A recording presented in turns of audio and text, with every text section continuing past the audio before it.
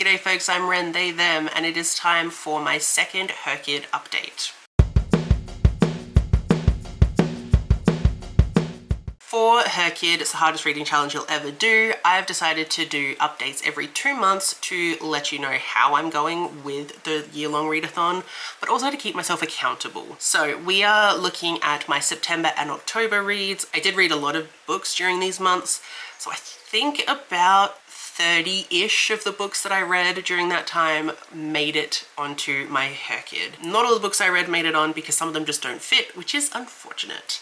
Let's screen record. So we're gonna start with the bingo board. And as you can see, I have completed 3 of my HRCYED prompts. If you'd seen my first update, you would have known I already completed the Complete Any Readathon challenge.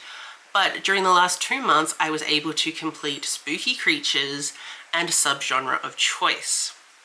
So we're gonna look at every tab on this spreadsheet and I'll go through what I read recently. So the first one is By the Hundreds, and I managed to complete the 100 and the 300 page prompts. I had already done the 200 in my first update. So the first book for this is Mesmerized by the Mothwoman by Elaine J. Daniels. I think I ended up giving this like a 4-ish star. It was really fun. It's a monster romance with a plus size female main character, and she is the monster. So she's a mothwoman and she finds her fated mate in a human. It is really just like fated mates. It's what you'd expect from it, but I had a really good time. I liked their relationship, I liked the characters and the story, and I am really looking forward to reading more from this author. Then the next one I read is Hell House by Richard Matheson. So this is considered a bit of a classic, and I would totally agree with that. This is set in the 1970s where this kind of scientist is trying to dispel energy from a house that is known to be very haunted. So he goes there with his wife and 2 spiritualists, and they try and like cleanse the house, figure out who's there, all that kind of stuff. And let me tell you, this is a horror that really rides the line between horror and extreme horror. Ooh, there's a lot of stuff happening. I think this would be really good if you want to get into extreme horror because there's a lot of gory moments with people's bodies, but also things that happen to people. I don't want to say sexual violence, but there is kind of some of that happening just because of what happened in this house before it was haunted. So it's very messed up, but I did have a good time. I really enjoyed it. It is definitely a kind of horror that I enjoy and a kind of haunted house that I really enjoy. One thing I didn't like was it was very homophobic, especially between 2 women that were there. Oh, I can't be having feelings for this other woman. That's not okay. Like, 1, it's very much okay, and 2, the book would be better if it was gay. Then the subgenre of choice is one that I completed in this last 2 months. So the genre that I chose was horror, obviously, and the subgenres that I picked were sci-fi, psychological, survival, paranormal, body horror, and the occult. We obviously have the psychological, which is William, which I read in the previous update. We did the occult, which was Hell House, which I've already talked about. The other ones I read this month, we have Loading by Kaga Clarkson, and I've put this as sci-fi. It was really hard to kind of figure out what the subgenre was. This was a messed up kind of book. It was about this sex worker who gets a job with like 12 other men. What these 12 men do to him is like kind of drug him, but with some kind of, I don't know, artificial intelligence maybe? And then things start happening to this guy. Like, it gets weird, things in his body start changing. It keeps talking about, you know, like the wider net, and it was weird. It was really weird. I think I gave this like 3.5 stars. It was interesting. And it did talk about some, like, you know, what does it mean to be human? What is, you know, we're in this world of technology, and what does that mean for us as human beings? And what does our future look like? Like, there was some really interesting stuff happening. And I loved that our main character was gay. That's always a plus for me. But it was really choppy with how the story was told. because, you know, we'll get some points of view from our main character and then it's like months go by because he's kind of blacked out because this other thing has taken over. So it was a little hard to follow the storyline, but it was creepy. There was some definite horrifying moments happening. So then for survival horror, one of my favorites. For this I read Devolution by Max Brooks. I've wanted to read this for so long because I love Bigfoot. Any kind of cryptids I am here for. And in this one, it is about, the rain is getting so heavy. I love it. It's probably really loud. We're just gonna deal with it because I love the rain. So Devolution is about Bigfoot and people trying to survive a Bigfoot attack. And I think I gave this like maybe a 3 at a stretch. I didn't like it. I didn't like the people and I didn't like what was happening. So in this we have this little community that's trying to be very off-grid. In the distance, like I think a volcano erupts and so a lot of the wildlife is being pushed out. Some of that wildlife is a like clan of Bigfoots. And the Bigfoots are like, we're gonna be the top dog, so they start like trying to kill off the humans. But the humans are trying to fight back, you know, for survival. I didn't like any of the characters, like no one was likable, and I think for me, I need a likable main character. If they don't care about anything, I don't care about it. And this main character didn't really care about a lot. There were definitely some unsettling things that happened in the gross sense of the word. It was the subgenre, it was a survival horror. It just wasn't one that I enjoyed. And the next one I read was Creature by Hunter Shea. I used this for the paranormal horror. So in this, we're following a couple who have been really stressed out and they take a, what's it, like 6-week holiday or something in like this cabin. There's a lake, you know, they're just trying to like get away from all the stresses of life and, you know, be with each other. But something is happening to the woman. She's seeing things, hearing things. She thinks, you know, she's being watched. And it kind of turns out they are. There is something there that is antagonistic towards them. I wanted to like this a lot more than I did. Again, I think it was a 3 or a 4, but it took a really long time to get going. When it did get to some like scary bits or actiony bits, it wasn't enough. It really kind of like would skip over some of the more horrifying things and go back to talking about like their relationship. I was like, cool, yeah, you two love each other. That's awesome. Can we get back to the blood and guts? And what this creature turned out to be, I won't give spoilers, but I think I was just a little bit underwhelmed with how they went about it. I think a lot more could have been done with it and explained to really understand what was happening. But like, it could have been really cool. I just think it missed the mark a little bit. Then the last one that I had was body horror. And for this, I read Wilder Girls by Rory Powers. 5 stars. I loved this so much. This was amazing. So this is about a school on this island. It's a girls' school. There was a kind of like infection that happened a couple years ago and their entire island is like, no one's allowed to go there, no one's allowed to leave because they're all like infectious. And slowly but surely this kind of infection has really disrupted the wildlife and it has changed some of the girls. Some of them are like growing ridges and scales and extra body parts, and it's all very strange and eerie. It wasn't even that it was like scary, it was very atmospheric, which was the best, honestly. I love that it was queer as well.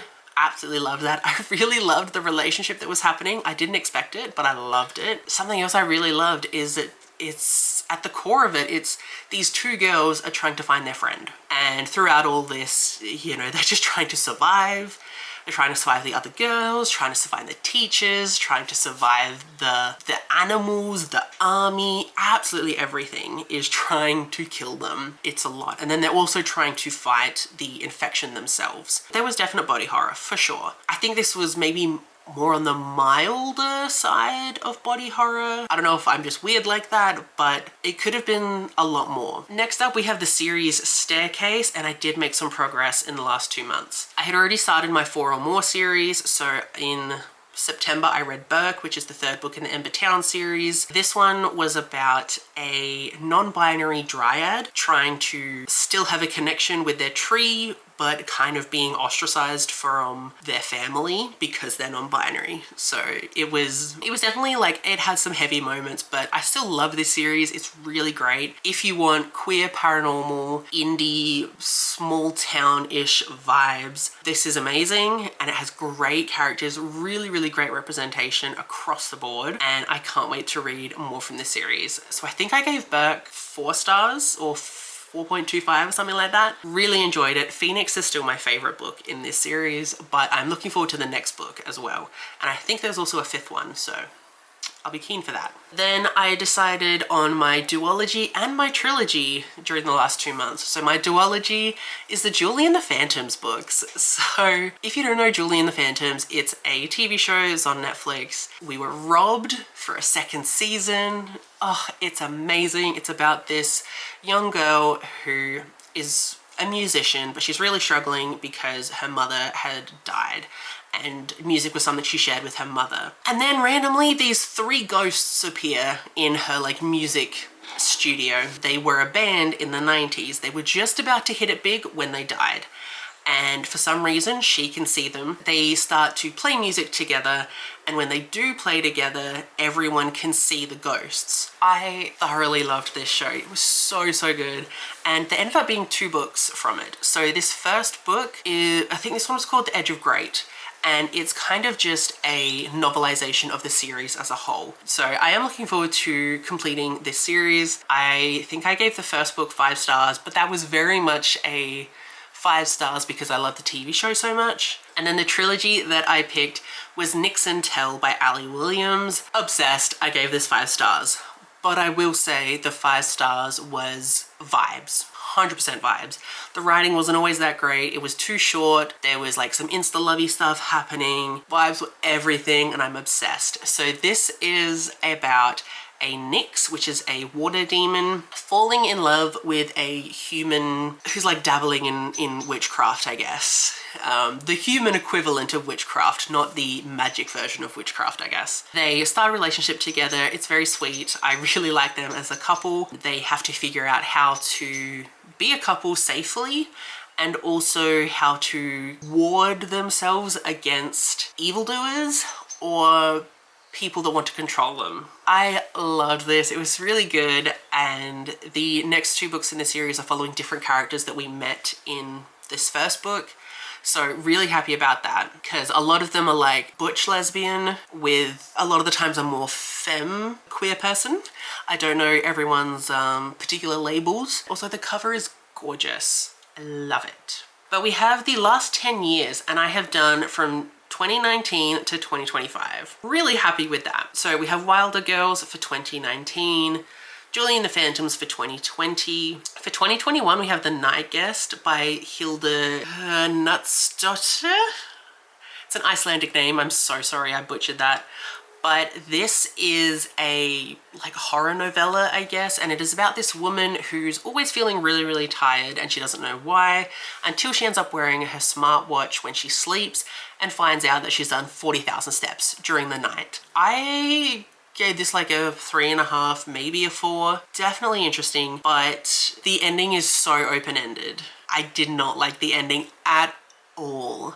And it's like, you have to kind of figure out what happened at the end. There was no like cut and dry, this is what happened. There were just too many questions that didn't get answered in the end for me to really enjoy it. I did like the concept, and I loved the conversations of being a woman trying to get medical help when you have a chronic illness, because, you know, this woman, she's like, something is wrong with me, but the doctors are saying like, you'll be fine. You know, it's just a woman being crazy kind of thing. Like, that was the vibe some doctors were giving her. And so the whole conversations of that, brilliant. Loved those. It was good, could have been better. For 2022, we have Penguin and House by someone. It's a manga.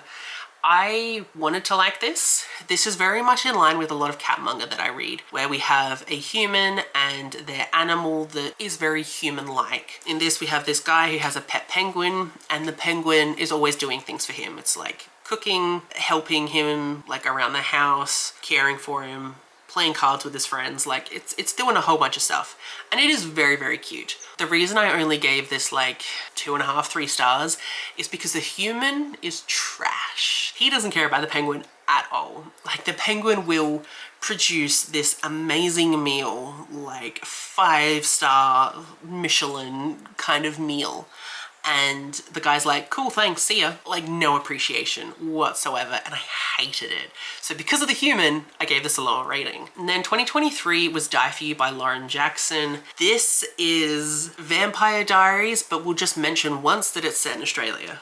I think I gave this 3 stars. I am not joking. They mention Australia once. It doesn't read like it's in Australia at all. It was just funny when they said Australia, and I was like, you're hilarious, you're not from Australia. No one is from Australia. The setting, not Australia.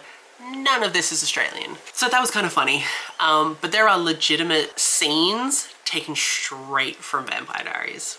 I had a fun enough time. This first book is very Elena Stefan, which I wanted to enjoy. I was always a Stefan person. It just came off a little too cheesy for me. And then in the second book, it is following a Klaus-like character, which Klaus is my favorite of all time. Oh my gosh. So I am looking forward to that. I'm not predicting that to be a 5-star. Then for 2024, I read Left to Die by E.M. McConnell. Loved this. 5 stars. Potentially could have been vibes as well, but this was about 2 serial killers who are husbands, and they have this kind of ritual where they give each other gifts, and the gifts are bodies. Ooh, my things went out.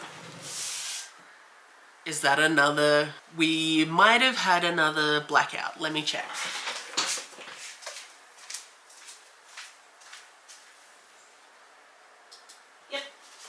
All right, we had a blackout. So we just have to deal with what it is. But yeah, 2 serial killers, they murder for fun. It was really good. These husbands loved each other so much. And it was beautiful, honestly, the way that they loved each other. Oh, one of the husbands can't control himself and does end up murdering someone without telling his husband. So then from there, he just kind of devolves. And we also have this woman who's trying to track down these serial killers, because what she does is she kills serial killers. I loved this. It was great. 5 stars. I was having the best time. I hated the ending. Hated it. Did it make sense? Yes. Did I kind of see it coming? Yes. Did I still hate that it happened? Yes. Then for the 2025 spot, we have My Instructor Won't Yield. This was a manga that I had for NetGalley, so of course it was 2025. And this is a queer manga. It is about this guy who wants to get his driving license. So he goes to this company. The instructor that he gets is like the most attractive instructor ever, and everyone always wants this guy. And they end up like forming a friendship and a romance. This was fine. I think I gave it 3 stars. It just maybe could have been more. I don't know if this is going to be a series, so it could potentially be better if it was a series, but it skipped so much. I didn't care about the characters at all, and the story was just so-so. But I've only got 4 more left, which is really exciting, honestly. For adaptations, I haven't done anything. I think that'll be the last one I ever do, actually. For the disability challenge, we only have 1 extra one from last time, and that is Creature by Hunter Shea. Has Ehlers-Danlos syndrome representation. So our main character has EDS. She's really struggling with that, like immensely, which is partly why they take a 6-week holiday to kind of maybe try and get her to feel a bit better, maybe stress a little less.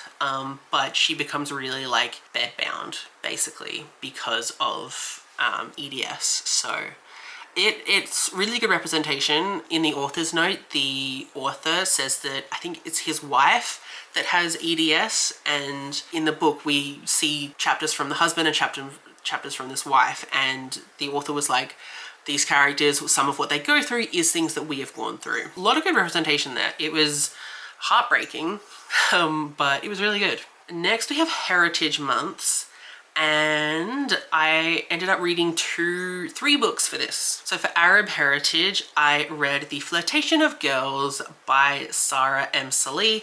This is a poetry book by an Arab Australian woman, and it talks about being a girl in a war-torn country, leaving that war-torn country, having to still connect with that country, and all of the struggles that go along with being a woman.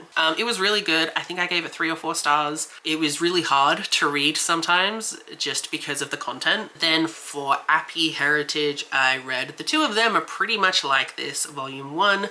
This is a queer manga about these 2 women who are in a relationship. It's about them and their relationship. It is very slice of life, very cute. I had a really good time. I would definitely read more in this series. I think I gave it a 4-star, but yeah, super slice of life. So not really much to tell, but it was a really good time. And then for LGBTQ+ Pride, I read Curses and Cold Brew by Ali K. Mulford and Elle Morrison. This is the second in the Maple Hollow series.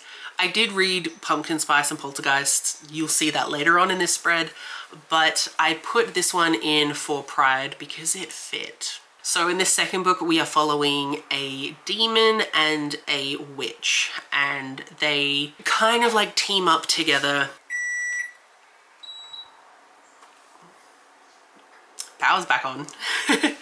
So in this, the demon is very confused because someone keeps stealing her souls. So she's made a lot of deals in the past, and you know, when that person dies, she gets to collect their soul. This witch is like, can I please help? Because the witch and demon, they kind of have this like flirtation thing going on. A lot of tension, so much tension that you just like, please bang already, you know?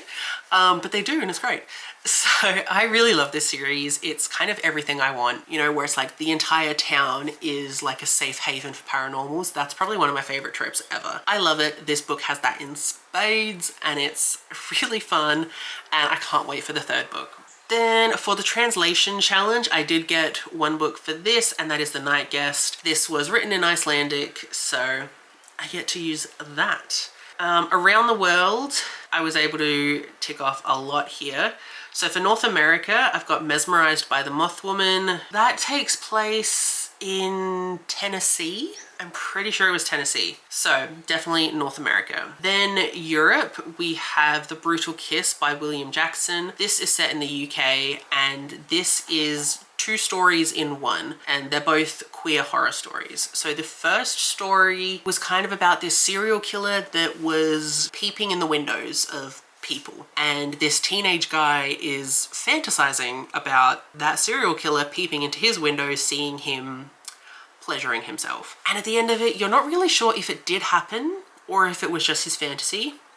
Couldn't tell you. And then the second story was really interesting. It was these 2 guys were hooking up. One of the guys is like, oh, what would you wish for? And he's like, oh, I wish for fame. And then the phone rings and the message says that, oh, you know, producers have picked up this show, you know, we're gonna be rich and famous and it's all great. And then the guy's like, you know, what else would you wish for? And on his 3rd wish goes exactly the way this like genie-esque figure wants it to go, but not the way the human thought it would go. And it was very interesting. I had a really good time. I think I would want that story to be longer, but I did end up giving this only like a 3-star because it was just, they were just too short. They should have been a little bit longer, I think. And then for Asia, I read Ting Ting the Ghost Hunter by Gabriel Wang. This is the second in the Ting Ting duology, I guess. So this series is about this grandmother. She comes from a very long line of ghost hunters, and she adopts this young girl to be her like protege. And in the first book, she actually trains her own granddaughter to be a ghost hunter, but that granddaughter goes back to Australia, and so in this book we're staying in Shanghai. It is this adopted kid, Ting Ting, who is going to fight real big bad evil ghosts. So this is very fun. It is a middle grade series, and they're both books are set in Shanghai, which is really cool. And I just loved the kind of the lore surrounding ghost hunting. It was really interesting. They had some really really cool methods that I've never seen before to capture ghosts. And I don't know if that's just like a Chinese thing, that it is like in their culture of they have this law of how to catch demons and ghosts and stuff. If it is, that's super cool and I want to learn way more about that. I think it's amazing, and also the author is so lovely. I met her last year and she's just the sweetest little bean. Like, everyone please go and just read her books. They're great. So the Even Bigger Rainbow. We got some this time. Curses and cold brew for red. For orange, I got pumpkin spice and poltergeist. So this is the first book in that Maple Hollow series. And in this one, we have a witch who mixes up a spell. The ghost of her ex-girlfriend lingers because there's some kind of unfinished business. This witch is also entering into a new relationship with a new human in town. It's great. I think I gave this 5 stars. It was amazing. I love it. The vibe was perfect. I really loved the relationship. So I'm thoroughly looking forward to this series. Then for light blue, we have Washed Up with the Kraken by L.E. Eldridge. There we go. So this was a plus size monster romance, and we are following this woman who gets a kind of like apprenticeship to be a chef on this big cruise. I wanted to know more about that. I wanted to know more about her being a chef on this cruise. It sounded amazing, but she ends up overboard and this Kraken saves her because this woman is their mate. So the Kraken is non-binary, which is really cool. Yeah, it's just about these two being mates. I had a really good time. I think I gave this 4 stars, but I definitely wanted more of just the human woman trying to make her way in her field, you know? For blue, we have The Brutal Kiss, because it is mostly a dark blue. If I find a better one, I will change it though. Then My Journey to Her, I did for the white cover.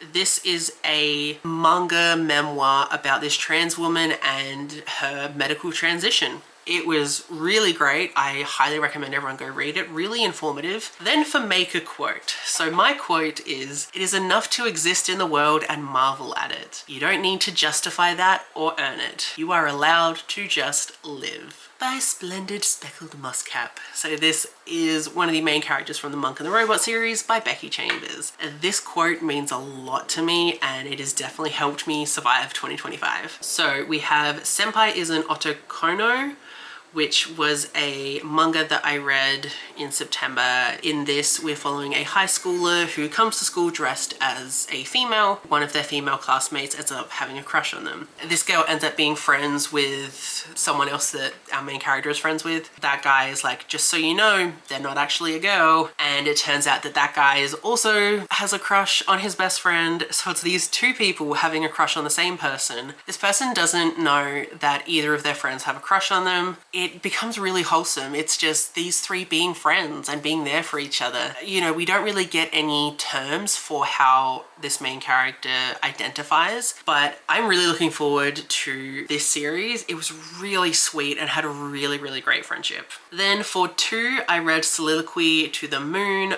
by Kenneth Eric Moffat. This was a poetry collection that I got when I was in England. This was in the borderlands between England and Scotland. It was okay. I gave it like 2 stars. It was fine. I didn't love it though. Then for In, we have Mushroom Girls in Love. This was another manga. It was queer of these two like mushroom fairies, I guess. And they fall in love, but they're not supposed to, so one of them becomes very sick. It was a little confusing, and I will talk more about this in a vlog that I will have up at some point. Then for we have The Lost Notes of the Soul Spinners by Reese Carter. This is the 3rd book in the Elston Fright series. This is a middle grade paranormal series where we're following ghosts. So there's a ghost that is the main character. I think her name is Ghost and the other one's name is Girl. There is a lot of magical issues happening in this town, and these ghosts are just trying to save the town but also figure out who they were when they died, because they have no memories of when they were alive, and also trying to find Ghost's parents because she knows she has them, she just doesn't know where they are. I love this series. It's really fun. It's really interesting concepts. Great writing, great world building. I had such a fun time. I think this is the end of the series though, which is kind of sad. Then for world, we have Sheeta's Little Big World, Volume 1. This was another manga, and this was about these little creatures, you know, very borrowers-esque. One of them goes off on an adventure, and their friend is like, oh no, don't do that. And so the friend tries to follow them, and they end up meeting this other adventurer who's like on a mission to find this rogue.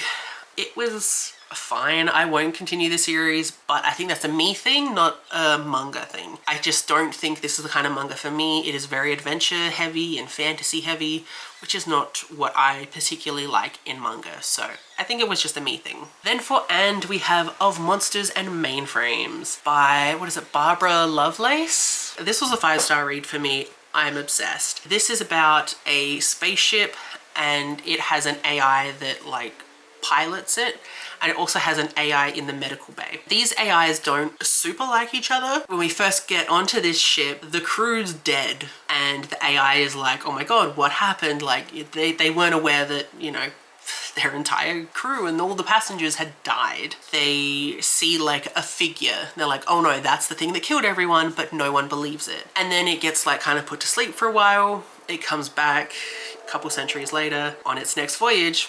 Everyone dies again. So everyone thinks it's the ship's fault, but the ship is like, no, there's been some kind of creatures that keep coming back and killing everyone. It is about this ship trying to like save its passengers. It's also trying to clear its name. And there's this really great found family vibe that happens because, you know, it kind of like recruits people to help it clear its name. There's a lot of classic horror villains in this as well. We have a Dracula, we have a werewolf, we have a Frankenstein, and it's a really, really cool take on all of those monsters and tropes, and it's amazing. And I want more books from a ship's point of view because that was super cool. Then for 2, we have My Journey to Her, already talked about.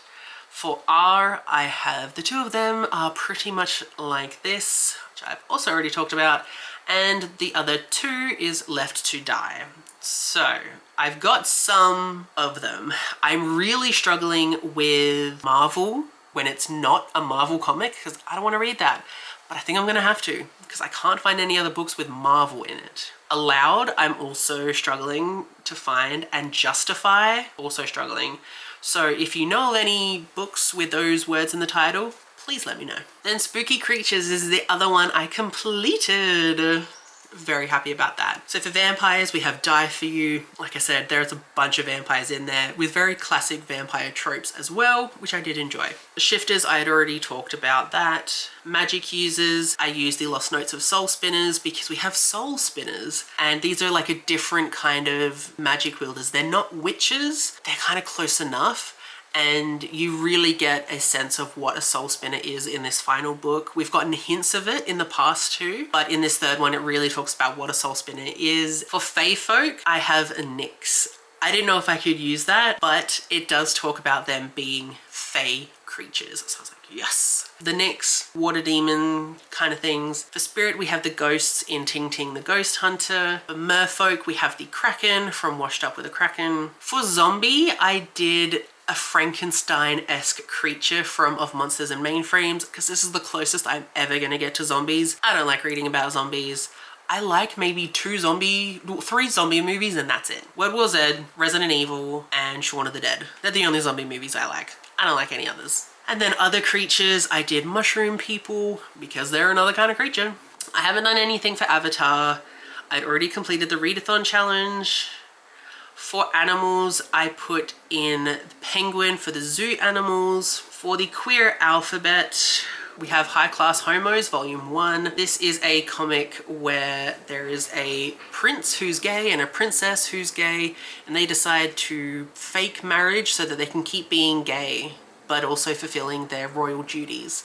It's very fun, lots of found family. It's so gay, and it's a great time.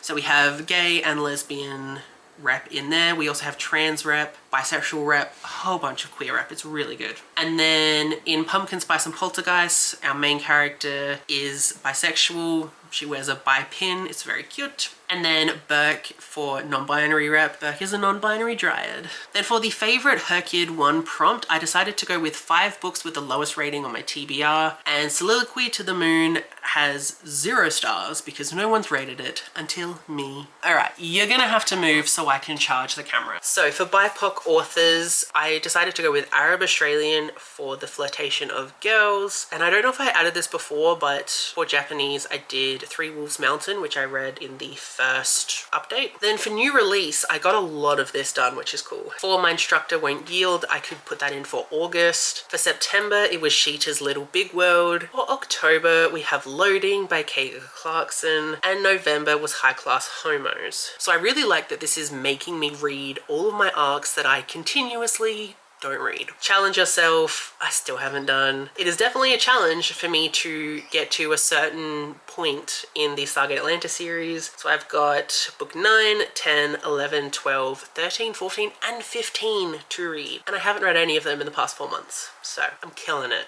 For the non-fiction challenge, I haven't done anything else. And then for Q's reviews, I was able to do the full reading vlog, which Q did on Devolution. Stephanie from QWERTY liked it, so I put worse than what Q said. She seemed to have a really good time with it, and I reluctantly had an okay time with it. Alright, so that is going to be it for my HRCYED 2 update. I hope any of this made sense. I've tried to film this 3 separate times and it wasn't working. It was a whole saga, but hopefully this made some kind of sense. Anyways, so thank you so much for watching this potentially very long video. But if you have any suggestions for any of the prompts that I'm struggling with, please write them down below. I need all the help I can get. But that's gonna be it from me, so thank you so much for watching and I will see you in my next one. Bye!